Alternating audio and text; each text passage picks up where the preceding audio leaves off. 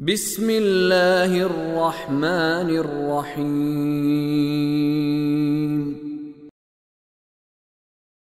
قل لا اقول لكم عندي خزائن الله ولا اعلم الغيب ولا اقول لكم اني ملك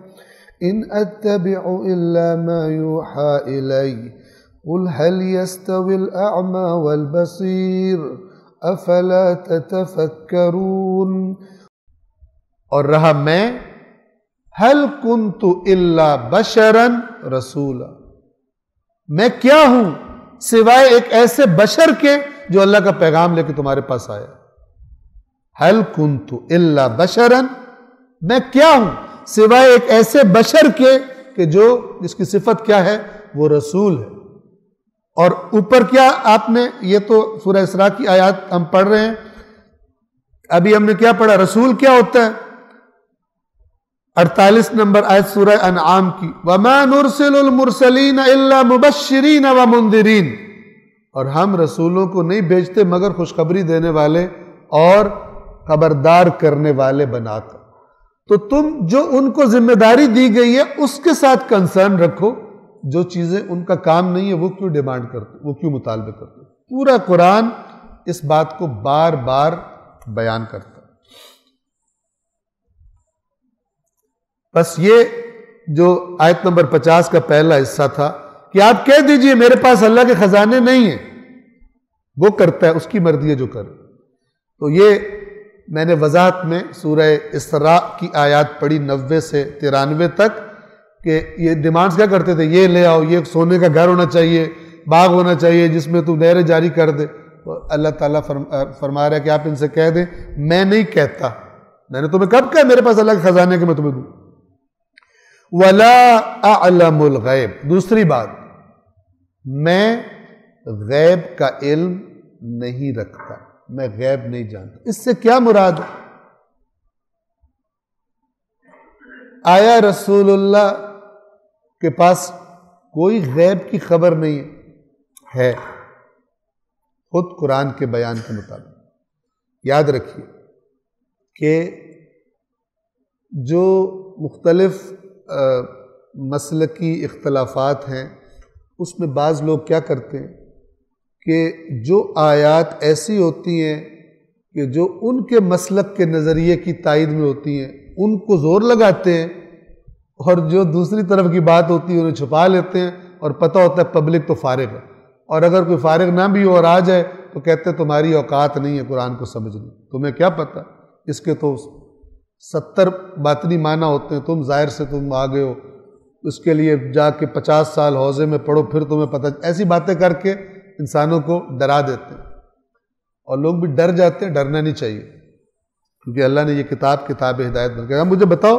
عقل بھی ہے میرے پاس، تم نے اگر 70 سال پڑھا ہے تو تم بتاؤ نا، دلیل دو اس کے، یہ قرآن یہ کہہ رہا ہے، کیوں کہا اللہ نے؟ تو وہ جو علم غیب کا بالکل انکار مثال کے طور پہ کرنا ہو، وہ یہ والی آیت پڑھے گا، یہاں پہ قرآن میں لکھا ہوا ہے، سامنے بیٹھے ہوئے کہیں گے واہ واہ واہ، دوسری آیت پڑھے گا، جس میں علم غیب اللہ تعالیٰ خود کہہ رہے۔ سورۃ الجن کے مثلا آخر میں کیا کہہ رہا ہے اللہ تبارک و تعالیٰ کہ عالم الغیب، اس سے پہلی آیت یہ سورہ جن کے بالکل آخری آیات ہے، بالکل لاسٹ میں، قل ان ادری اقریب ما توعدون ام یجعل له ربی امدا، اے رسول ان سے کہیے کہ مجھے نہیں پتا، مجھے نہیں علم کہ جس کا تم سے وعدہ کیا جا رہا ہے اللہ کی طرف سے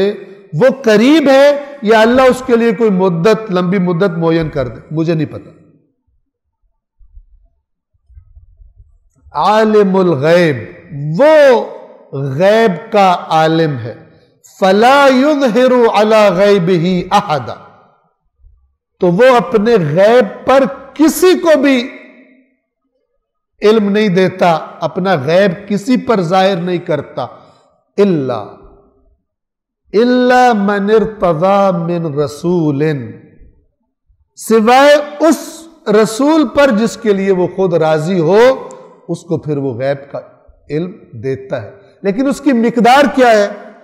رسول کا علم اور اللہ کا علم برابر ہے، جیسے اللہ کو سب کچھ پتہ ہے رسول کو سب کچھ پتہ ہے، یہ بالکل باطل ہے۔ آیات قرآن بعض موارد میں رسول اللہ سے بعض چیزوں کے علم کی نفی کرتی ہیں کلیئر کٹ، اور کہتی ہیں کہ جو ہم آپ کو بتا رہے ہیں بذریعہ وحی، اور وحی کیا ہے؟ وحی خود غیب ہے،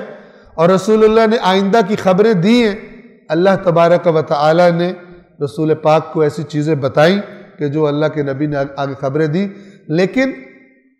خدا کے برابر علم ہو کسی کا، جیسے خدا سب جانتا ہے سب جانتے ہوں، ایسا نظریہ وہ خلاف قرآن مجید ہے، خلاف آیات قرآن۔ اور اگر کوئی حدیث بھی آئے جو صریح قرآن کے خلاف ہو تو قرآن کو پریفر کیا جائے گا، ورنہ پھر سوال بنتا ہے کہ اگر حقیقت کچھ اور ہے تو پھر اللہ نے یہ بات کیوں کی ہے اور خود بندوں کو گمراہ کرنے والی بات اپنی کتاب میں کیوں کی؟ نہ، قرآن میں احتمال نہیں ہے کہ یہ بات صحیح ہے یا غلط ہے، کہیں سے آ گئی ہوگی، حدیث میں یہ احتمال ہوتا ہے کہ کسی نے جھوٹ گھڑا اور وہ آ گیا۔ اللہ العلی العظیم۔